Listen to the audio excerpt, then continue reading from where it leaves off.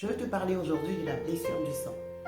C'est la blessure causée par une personne avec qui on partage le même sang. C'est pour cela que je l'appelle la blessure du sang. Parce qu'une blessure simple est une blessure qui saigne, c'est vrai. Mais la blessure du sang a cela de particulier qu'elle est très violente. Parce qu'elle est donnée par une main inattendue. Ce n'est pas celle-là qu'on attend. On ne la voit pas venir.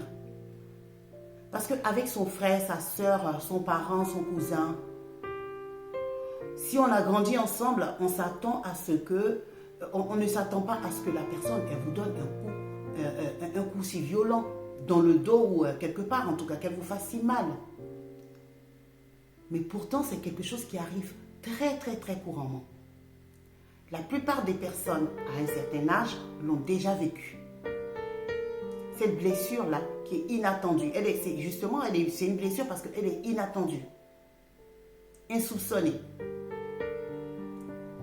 Alors que, spirituellement, on devrait y être préparé. Parce que si on parle d'Abel et Caïn, ces frères qui sont portés des coups mortels, si on parle d'Abel et Caïn, on peut parler aussi de plusieurs autres. On peut remonter dans l'histoire, on sait qu'il y a toujours eu des fratries très difficiles.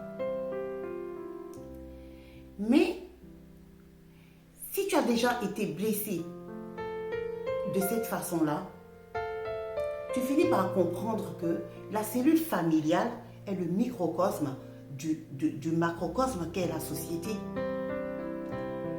C'est dans cette cellule-là qu'on apprend